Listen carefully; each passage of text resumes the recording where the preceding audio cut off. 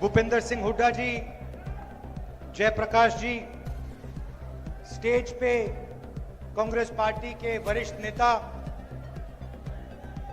भाइयों और बहनों और कांग्रेस पार्टी के हमारे प्यारे कार्यकर्ताओं, भैया भैया ब्रदर थोड़ा पीछे आ जाओ।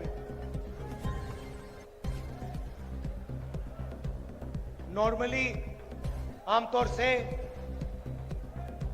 बब्बर शेर अकेला दिखता है, टाइगर अकेला दिखता है, यहां पे मतलब हजारों टाइगर एक साथ बैठे हुए हैं। कांग्रेस पार्टी के कार्यकर्ता, मोदी जी का आपने चेहरा देखा आजकल? देखा है? पहले 56 इंच की छाती हुआ करती थी,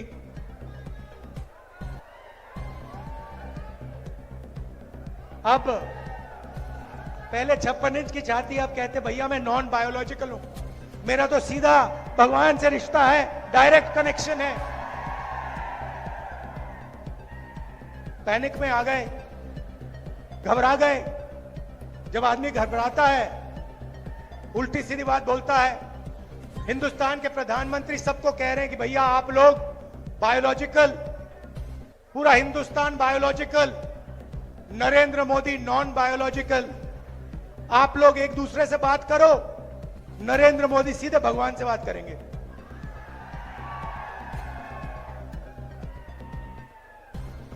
और फिर भगवान ने चुनाव में उनको सबक सिखा दिया। उत्तर प्रदेश में अवधेश सिंह ने अयोध्या में बीजेपी के कार्यकर्ता को हराया है। रियलिटी है। कुछ दिन पहले मैं अमेरिका गया, वहां बड़ा शहर है डैलस। जानते हो डैलस? नाम सुना है आपने? सुना है? डैलस सुना है? क्यों सुना है? मैं बताऊं, क्योंकि हरियाणा से हजारों युवा यहां से भागकर डैलस जाते हैं, अमेरिका जाते हैं। हरियाणा में उनको रोजगार नहीं मिल सकता, हरियाणा में उनका भविष्य नहीं है। इसलिए ये सारे के सारे 15-20 हजार हरियाणा के युवा हिंदुस्तान से गए, टर्की गए, टर्की से कजाकिस्तान, कजाकिस्तान से साउथ अमेरिका, साउथ अमेरिका का पूरा चक्कर काटा, उसके बाद पनामा के जंगल से निकलते हुए अमेरिका गए। यहां उनको कुछ है नहीं, कुछ कर नहीं सकते यहां। जब मैं वहां पहुंचा, हमारे एक कार्यकर्ता ने मुझे कहा कि देखिए आप राहुल जी, जो हरियाणा से यहां लोग आए हैं, अलग अलग डिस्ट्रिक्ट से आते हैं, उनसे मिलिए आप। मैंने सोचा अच्छा आइडिया है, देखता हूं हरियाणा से जो लोग, भैया ध्यान से, आपको नहीं गिरना है, बीजेपी को गिराना है।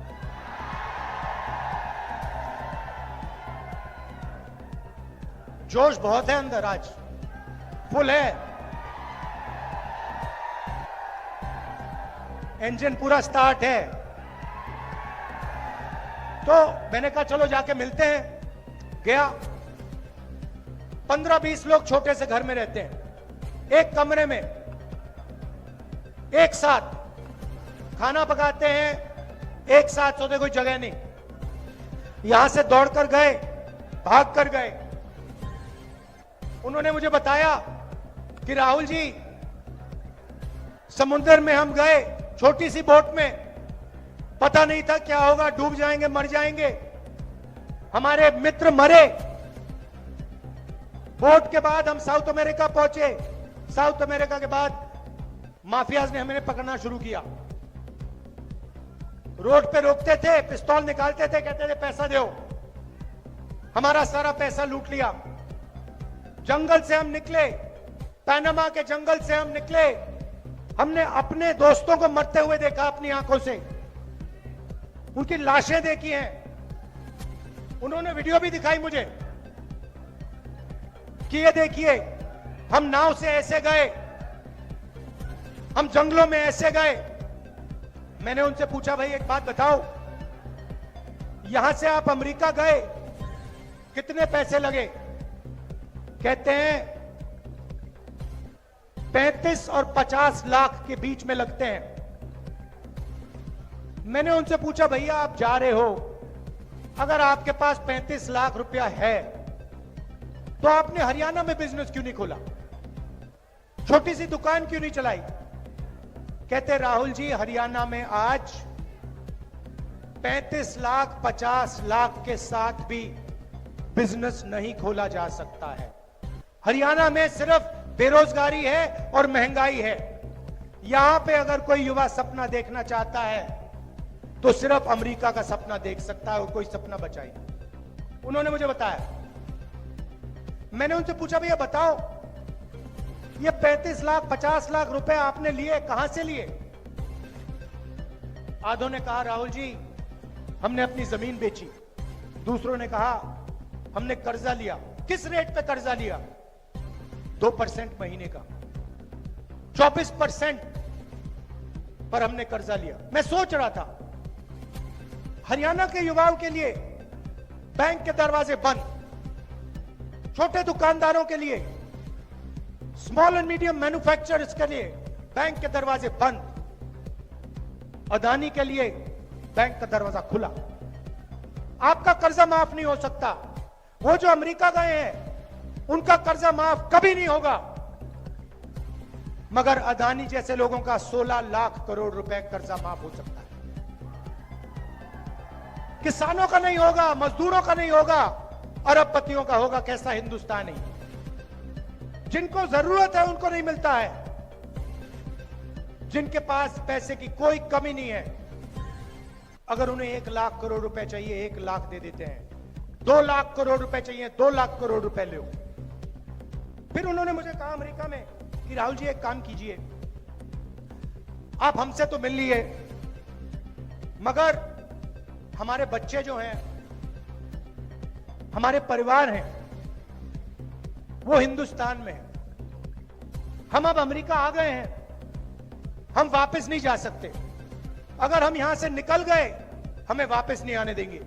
ग्रीन कार्ड नहीं है, 10 साल लगेंगे ग्रीन कार्ड के लिए। राहुल जी एक काम कीजिए, आप हमारे बच्चों के पास जाइए, परिवार के पास जाइए और उनसे कहिए कि उनको डरने की कोई जरूरत नहीं है, उन्हें रोने की कोई जरूरत नहीं है। हम अमेरिका में हैं, हम काम कर रहे हैं, उनको घबराने की जरूरत नहीं। तो मैंने सोचा बिल्कुल सही बात है।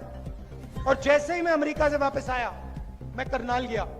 वहां पे उन्हीं परिवारों के बच्चों, माताओं से, फैमिली से मैं मिला। तो आप सोचिए, एक तरफ अमेरिका में 10-15 लोग युवा, हरियाणा के युवा बैठे, कंप्यूटर में उनका चेहरा। दूसरी तरफ हम करनाल में, हमारे साथ उन युवाओं के परिवार, छोटे छोटे बच्चे, माताएं, भाई बहन, सब एक साथ। और फिर मैंने इनसे बात शुरू की। बातचीत चल रही थी। एक मां ने मुझे कहा, राहुल जी मेरे बेटे का एक्सीडेंट हो गया, मुझे नहीं मालूम कि मैं उसे अब कभी देखूंगी। बच्चे से मैं मिला था, एक्सीडेंट हुआ, किसी ने गाड़ी मार दी, पूरी पेट की सर्जरी हुई, चल नहीं पाता है, अकेला ट्रेलर में सोता है। उसकी मैंने फोटो देखी ट्रेलर की, कुछ नहीं है उसके पास, और उसको आकर लोग पीटते हैं। रात को आकर उसकी पिटाई होती है। उसकी मां मुझे कहती है, मैं नहीं जानती कि मैं कभी उसको देख पाऊंगी। बात चल रही है और एक बच्चा छोटा सा, नाम देव, दौड़ता हुआ जाता है और कंप्यूटर को पकड़ता है, चिल्लाने लगता है, पापा पापा पापा वापस आओ, पापा वापस आओ। रो रहा है चिल्ला चिल्ला कर। मैंने ऐसी आवाज मैंने सुनी नहीं आज तक, जो मैंने करनाल में हरियाणा के बच्चे की सुनी। पापा वापस आओ। पापा देख रहा है बच्चे को, मुस्कुराने की कोशिश कर रहा है, कह रहा है कि घबराओ मत बेटा, घबराओ मत। उसके आंखों में भी आंसू हैं, वो छुपे हुए दिख नहीं रहे। बेटा चिल्ला रहा है। ये है आपका हरियाणा। बाप उधर, उसके आंख में आंसू, वो दिखा नहीं पा रहा है। बेटा इधर चिल्ला रहा है। यह हरियाणा। यहां आपको कुछ नहीं मिल सकता। आपने 10 साल इनकी सरकार देखी है। यहां पे आजकल ड्रग्स फैल रहा है, पूरा हिंदुस्तान जानता है। पता नहीं आपने सुना या नहीं सुना, अदानी के पोर्ट में हजारों किलो हेरोइन पाया गया था। अखबार पढ़ा आपने? पढ़ा? किसी पर कार्रवाई हुई? कोई कोर्ट केस हुआ? किसी को पकड़ा गया? नरेंद्र मोदी ने कहा कि भैया अदानी के यहां पोर्ट में हेरोइन पकड़ा गया है, मैं कार्रवाई करूंगा, मैं देखूंगा हरियाणा कौन कोकेन भेज रहा है, कौन हेरोइन भेज रहा है। बोला नरेंद्र मोदी ने? क्यों नहीं बोला? क्यों नहीं बोला? क्योंकि अदानी उसकी मार्केटिंग करता है। यहां किसानों से उनका हक छीना जाता है। रोज आप मेहनत करते हो, आप प्रोडक्शन करते हो, आप देश को भोजन देते हो, आपको सही दाम मिलता है? धान के लिए, गेहूं के लिए सही दाम मिलता है? अरे भाई, किसी के जेब में तो पैसा जा रहा है ना। अगर आपके जेब में नहीं जा रहा, पैसा आसमान में तो नहीं उड़ रहा ना, किसी ना किसी के जेब में तो जा रहा है ना।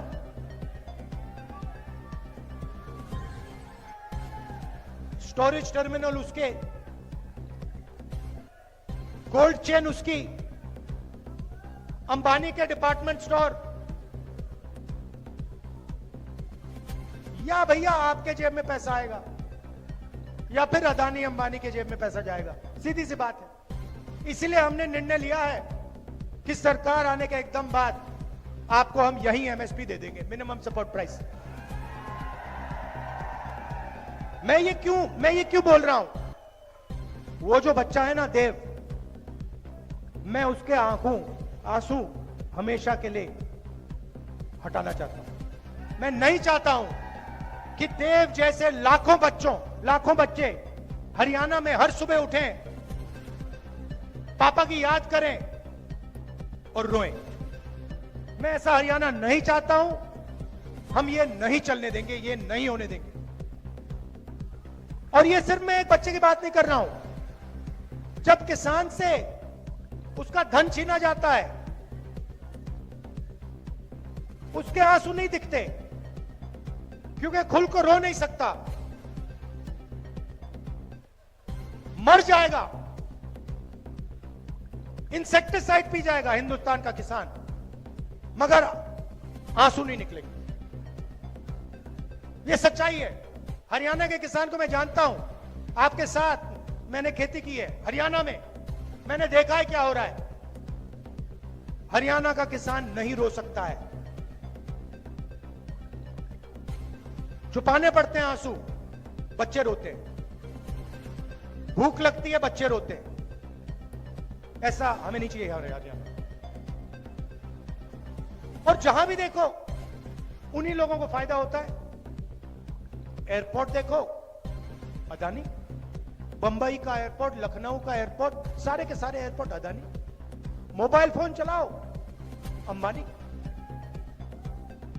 पोर्ट्स को देखो अदानी। अब ये खेती में आना चाह रहे हैं। ये जो काले कानून है इन्हीं दोनों के लिए बनाए गए हैं। गलतफहमी में मत होइए। जीएसटी इन दोनों के लिए बनाया गया है, नोटबंदी इन दोनों के लिए बनाया गया है। दो मेन है, इनके पीछे 10-15 और है, अरबपति हैं। जो भी सपना इनको देखना है ये देख सकते हैं। आपने शादी देखी इनकी? शादी देखी अंबानी की बेटे की? देखी?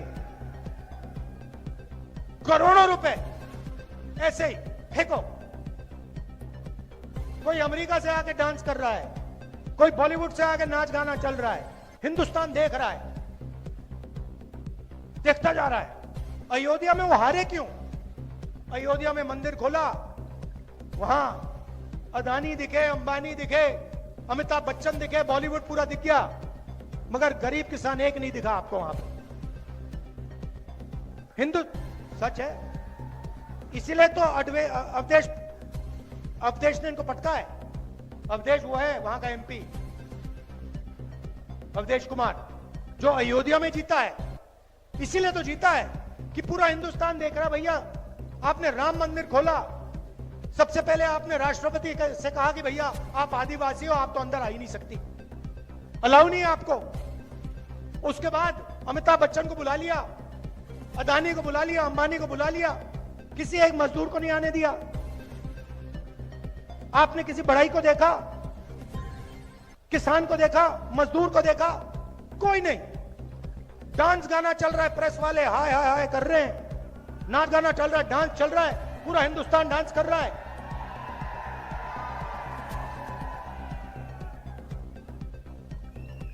ये रियलिटी आपकी। तो अब आप कहोगे कांग्रेस पार्टी क्या करेगी, तो मैं आपको बताता हूं। मैं शुरुआत की बात करता हूं। सबसे पहले गरीब लोगों के जेब में डायरेक्ट पैसा डालना है, सीधा। और भैया मैं आपको बता रहा हूं, ये मैंने लोकसभा में वायदा किया था। मैंने वायदा किया था कि हर गरीब परिवार के बैंक अकाउंट में, सुनो, हर गरीब परिवार के बैंक अकाउंट में मैं और कांग्रेस पार्टी इंडिया गठबंधन 1 लाख रुपए साल के अंदर डालने जा रहे हैं। ये हमने कहा था, ये मैं छोड़ूंगा नहीं, आज नहीं तो कल। मैं बता रहा हूं, याद रखो आप, जितना पैसा इन्होंने अंबानी अदानी को दिया ना, मैं उतना ही पैसा निकाल कर हिंदुस्तान के किसानों को देने जा रहा हूं। मुझे कोई फर्क नहीं पड़ता मीडिया वाले कुछ बोले ना बोले। छोटे बिजनेस वालों को, मिडिल साइज बिजनेस वालों को, बेरोजगार युवाओं को, किसानों को, मजदूरों को, जब नेशनल लेवल पे सरकार आएगी हमारी जो आने वाली है, उसी टाइम जितना पैसा नरेंद्र मोदी ने अदानी और अंबानी को दिया है, गिनती से मैं उतना ही पैसा हिंदुस्तान के गरीब लोगों को दूंगा। मगर अब हरियाणा की बात, अब हरियाणा की जनता के जेब में डायरेक्ट हम पैसा डालना चाहते हैं। सबसे पहले महिला शक्ति प्रोग्राम, 2000 रुपए महीने के महिलाओं के बैंक अकाउंट में हरियाणा की सरकार डालने जा रही है। सिलेंडर कितने का है आजकल? कितने का है? 1100, 500 का हो जाएगा।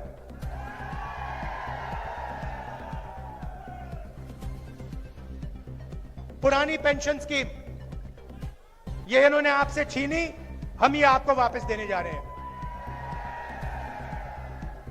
6000 रुपए बुजुर्ग लोगों को, डिसेबल्ड लोगों को और विधवाओं को 6000 रुपए महीने के।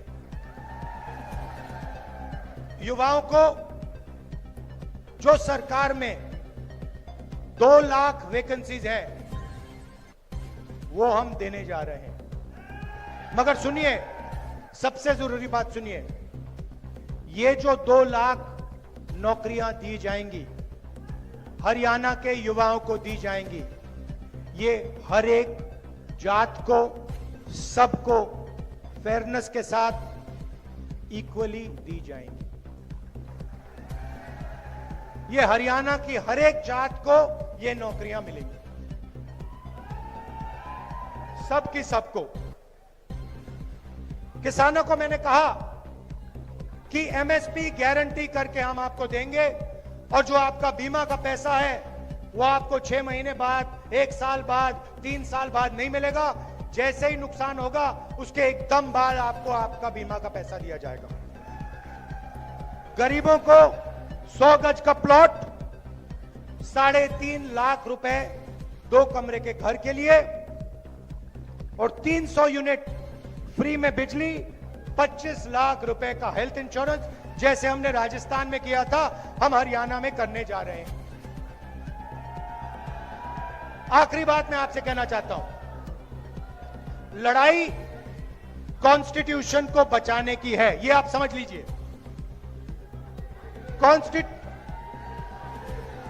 हाँ, अग्निवीर का मैं आपको 2 मिनट में समझाता हूं।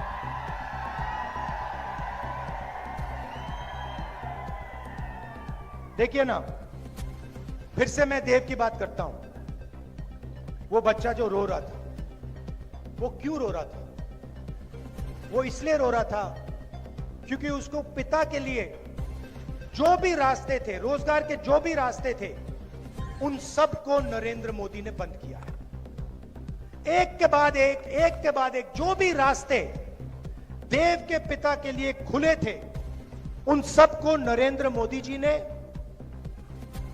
अंबानी ने, अदानी ने और अमित शाह ने बंद किए। सबसे पहला दरवाजा रोजगार का था।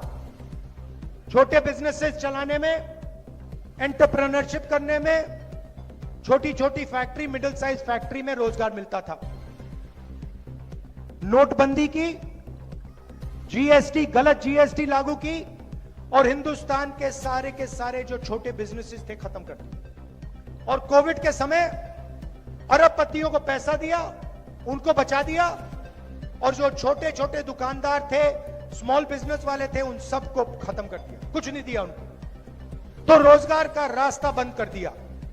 उसके बाद पब्लिक सेक्टर का रास्ता था देव के पिता के पास, वो पब्लिक सेक्टर में जा सकता था, वो भी बंद कर दिया। कहा नहीं भैया, हम सारा का सारा प्राइवेटाइज कर रहे हैं। सरकार में नौकरी ले सकता था, 2 लाख नौकरियां खुली हैं, वो नहीं दी उसको। और फिर अगर देव के पिता आर्मी में जाना चाहते, कहते कि ठीक है और कुछ बचा नहीं, मैं जाके सेना में जाके हिंदुस्तान की सेवा करता हूं, वो भी रास्ता छीन लिया, अग्निवीर लागू कर दिया और वो भी रास्ता बंद कर दिया। तो इसीलिए वो अमेरिका गया है और इसीलिए उसका बेटा यहां रो रहा है। ये प्लान करके किया गया है, ये गलती से नहीं हुआ है। ये सारे के सारे रास्ते जानबूझ के बंद किए जा रहे हैं। क्यों? क्योंकि अंबानी और अदानी जैसे लोग चाइना का माल हिंदुस्तान में बेचना चाहते हैं। फायदा किसको होगा? चाइना को, चाइना के युवाओं को, अदानी को, अंबानी। और मार्केटिंग किसकी होती है? मोदी। चेन समझो, मोदी जी को बैठा रखा है, प्राइम मिनिस्टर बना दिया। किसने बनाया? मीडिया ने बनाया।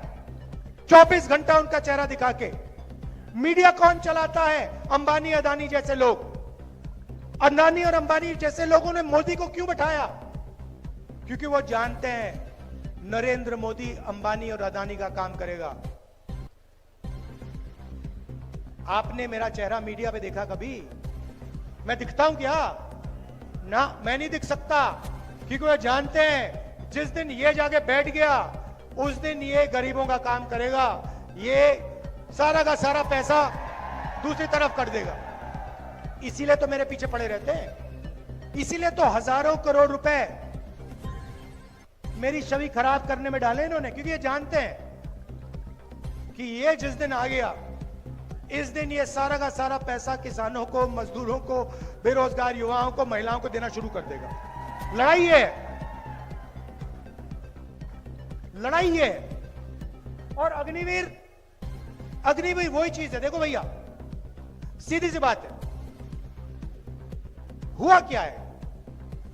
अग्निवीर योजना का नाम दिया अग्निवीर, मगर सच्चाई में अग्निवीर क्या है मैं बता देता हूं। सच्चाई में इन्होंने क्या किया?